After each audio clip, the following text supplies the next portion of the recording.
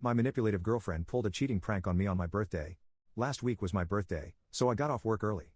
But when I came home, I saw a random man lying on my girlfriend. When she saw me, she jumped up, then got in between me and the door as I had turned around to leave. "It's just a prank, sweetheart," she said. And out of nowhere, 10 of her friends came downstairs with a cake and presents. I was crying as I thought I had just been cheated on, but my girlfriend told me to stop. "I know you said you didn't want to party, but don't you think this is cool?" I kept crying, however, and that's when she got more aggressive. "Oh my God. Stop being so sensitive. It was just a prank. I put all this effort in so you could have a fun time and you're crying." I immediately pushed her out of the way and walked out, got in my car, and drove off. While driving, my phone started to get bombarded by texts, calls, and messages from my girlfriend and our friends. When it got too distracting, I just turned off my phone and went to a hotel that's far enough from my place. By the time I got to my hotel room, I just started sobbing. The next morning, I made sure to tell my team leader first that I would be absent a few days due to an emergency, and she was kind enough to accept my request. She probably noticed something was off with me because I was sniffling and my voice sounded weak. Right now, I plan on telling my uncle who lives near me about what happened and asking if I could live with him for a couple of days until I sort out my mind and know what I have to do next. I'm deeply heartbroken because I've told my girlfriend and my friends before how I felt about cheating and how it essentially ruined my family growing up in my young mind back then. My dad cheated on my mom, and it broke our family, and I got cheated on by my first girlfriend, and I don't know how to face and respond to them all after all that has happened. Maybe some time away from them will help, I hope. Update: I packed my things and prepared to go to my uncle's house, which wasn't that far, but still a bit of a drive nonetheless. When I finally got there, he was incredibly welcoming, and I thanked him for allowing me to stay in his house even just for a while. He gave me a tight hug and told me I was always welcome and that he will be there to help me when I need him too. He eventually led me to the spare bedroom that they have in their house and helped me unpack my stuff. He is honestly such an incredible man, and I love him so much. He's basically the dad I've always wanted. Once I was done unpacking, I was again confronted by the fact that I haven't opened my phone for quite some time now. I've avoided it for so long that I didn't think I could open it again, but I knew I had to. The moment my phone booted up, 100 upon 100 of texts, chats, and missed calls popped up on my screen. Even if I was still hesitant, I decided to open my chats and looked at our friend group's group chat first. The chats from the start were all very frantic in nature, with my friends asking about where I was or what happened.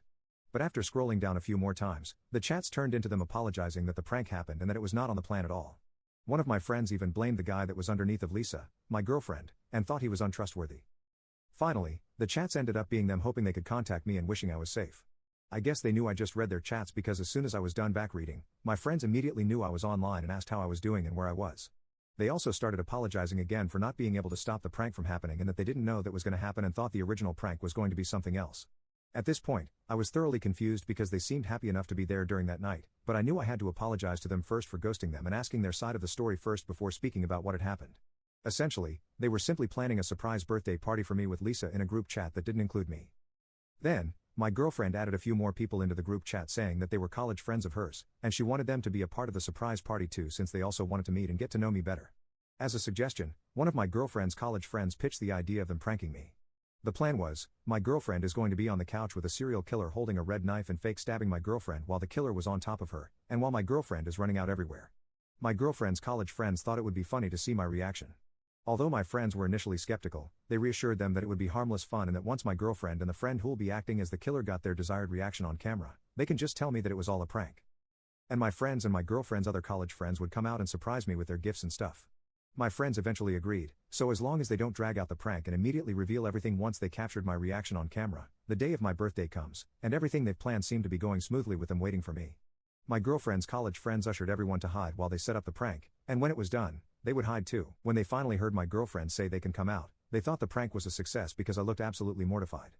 But they knew something was up when even after the prank was revealed, I was still looking shocked and almost teary-eyed even until I finally turned around and left. They were understandably shook and confused, thinking the serial killer prank was too much. But knowing me, I wouldn't have minded it at all since I love scary movies and I'm an avid horror enjoyer. That was then they realized that my girlfriend's male college friend was on top of my girlfriend, not wearing any costume and not holding any fake red knife. They then saw my girlfriend pushing her male college friend away from her and chasing after me. Some of them also tried to follow me, while some were asking what happened to the original plan. Even my girlfriend's other college friends were wondering why their male friend wasn't in costume, but he was just silent. After a few minutes, my girlfriend came back to our apartment looking distraught and crying. She then tells everyone that they should all go and proceeds to go to our bedroom. They wanted to ask her what happened, but she shut the door before they could. Her male college friend then followed her inside, which really weirded them out. But after a while, they hear my girlfriend shouting at him, telling him to F off. He then goes out the door on the verge of tears and leaves the apartment. They said everything happened so fast that they didn't know how to process all that had happened. Not too long after that, though, they realized that I was missing and started calling and texting me, but I didn't respond to any of them. Eventually, I was unreachable. I turned off my phone and decided they should just go home and wait for me to respond. My girlfriend's college friends apologized profusely for what had happened and didn't mean for any of this to happen, but they then followed their retelling of their side with videos that they've recorded that proved their accounts along with an apology and wishing that I was doing well. After my friends told me what happened from their point of view, I felt really terrible and apologized again for ghosting them and telling them that everything that happened was none of their fault.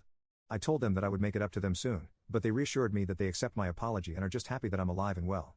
They also pitched to have a late birthday celebration with me this weekend, and my girlfriend and her friends aren't included this time. I, of course, happily agreed and thanked them for being such great friends, and that I really couldn't thank them enough for being such an awesome bunch of people. The morning of the next day, my uncle knocks on my door and wakes me up, telling me that I have a visitor downstairs. He looked a bit mad, so I can already tell who it was.